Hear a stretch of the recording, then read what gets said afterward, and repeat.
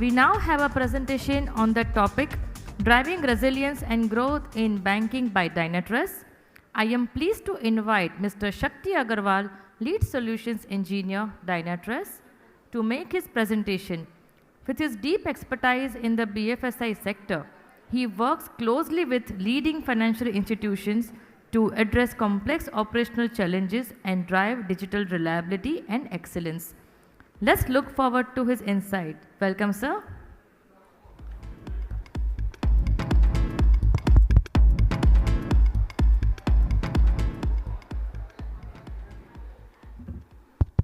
Hello everyone, good afternoon. I'm Shakti Agarwal, part of Dynatrace India team.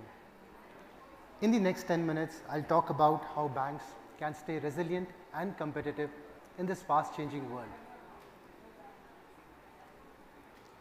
We work with most of the leading banks in India, and this includes both public and private sector banks. Banking today is at an inflection point, and based on our experience, these are the three pillars which are important for driving resiliency and growth in banking.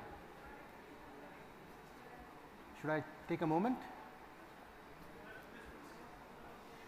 What we are observing today is clients' expectations are soaring, regulations are getting tightened, and technology is changing faster than ever. Trust remains the currency of banking. Customers expect always on services, security.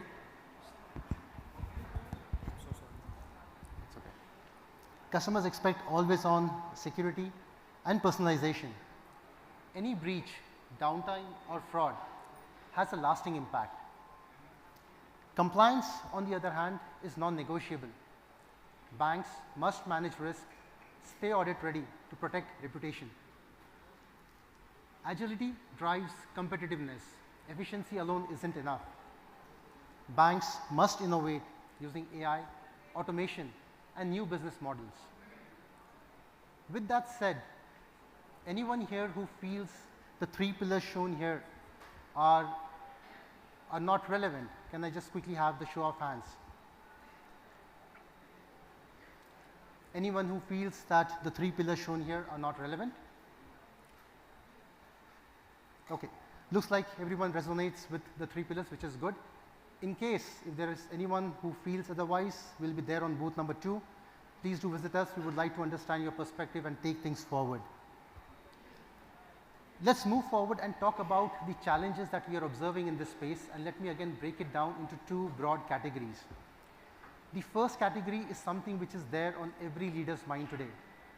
In fact, it's there on everyone's mind today. We have been hearing since morning. Can anyone guess that? What is it? No guesses? Well, it's AI. This space is evolving extremely fast, and we are seeing AI taking different forms. For example, causal AI helps explain why an event happened. Predictive AI powers proactive risk management. Generative AI powers personalization and automation. AI for LLMs helps with insights into those complex models. Agentic AI makes autonomous decision making a reality. Having said that, there are two important factors that will decide the success of AI in your respective banks. Again, this has been talked about various speakers on the stage so far. The first thing is data. After all, the AI is only as good as the data it has access to. And the second one is governance, which enables transparent and responsible AI behavior. Moving to the second category of challenges, which are nothing but the systemic gaps. I believe Balaji sir and few other speakers mentioned about it. And these impact in different forms. Some of the most common systemic gaps that we keep observing in this space are, the first one is broken journeys, results in inefficiencies at different levels. Second one is data silos, a result of using multiple tool sets, teams working in silos, results in manual correlation and impacts MTTR. Third one is missing outside in view, which results in customer churn. And the last one is reactive risk assessment, which impacts both trust and revenue. Now, for a moment, if you just concentrate on the systemic gaps section, the banks who are able to close the systemic gaps to the maximum extent possible will end up with two major benefits. The first one is the resiliency of their applications and the ecosystem will go up significantly. And second one, the quality of data, and let me say contextual data, will improve drastically. Now, if you look at when I mention about the quality of data, it directly complements your AI strategy.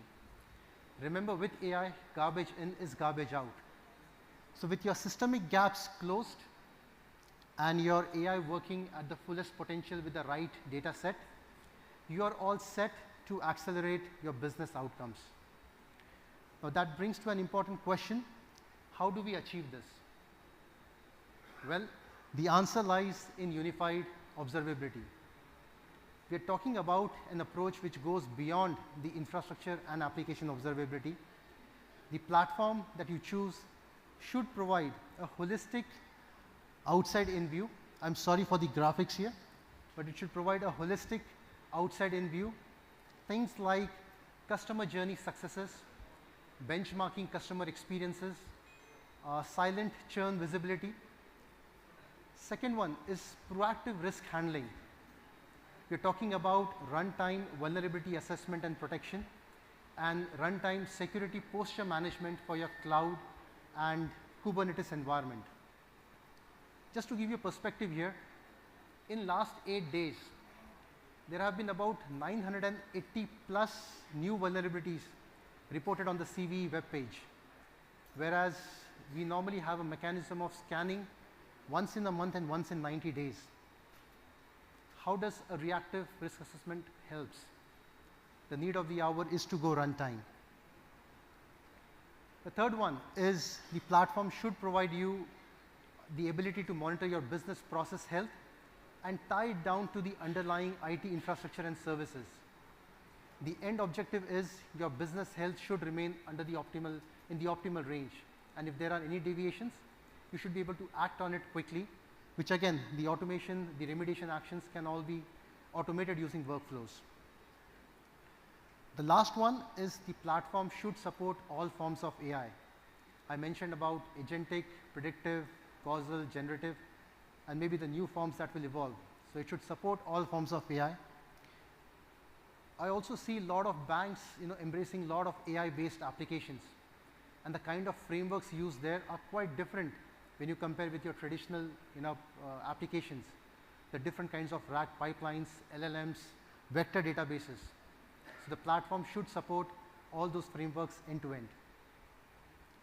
Now, let's look at few use cases which some of the most successful banks are driving using Dynatrace platform. The first use case is around AI observability. We are talking about one singular view where we not only just look after the performance, the success and the response time, but also things like on the compliance front. Are there any kind of PII leaks happening? Is there any kind of a toxic response being sent out? How effective is my caching strategy working? What is my token utilization happening today? Are there guardrails being hit? So on and so forth in one singular view.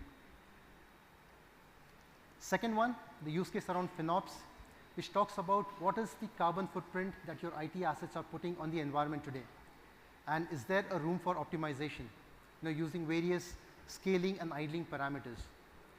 As you optimize, you not only reduce your carbon footprint, but also reduce your cost, your cloud cost.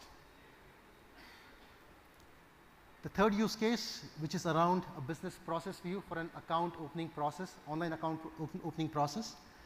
If you look at this particular dashboard, we're talking about right from the time the end user clicks on an online application till the time he gets registered. At each step, you define a business metric and stitch it to the underlying IT infrastructure and services. As I mentioned, the end objective is if your business metrics are violating, you should be the first one to know about it and take action on it as quickly as possible. With that, in summary, Digital resiliency is no longer, just an IT checkbox. It's one of the strategic requirement for driving a business outcomes. Unified observability makes this thing possible and turns your data into your most trusted asset. In case you have any questions or would like to know more, I and my team would be available on booth number 2. Thank you. Thank you, Mr. Agarwal, for an informative presentation.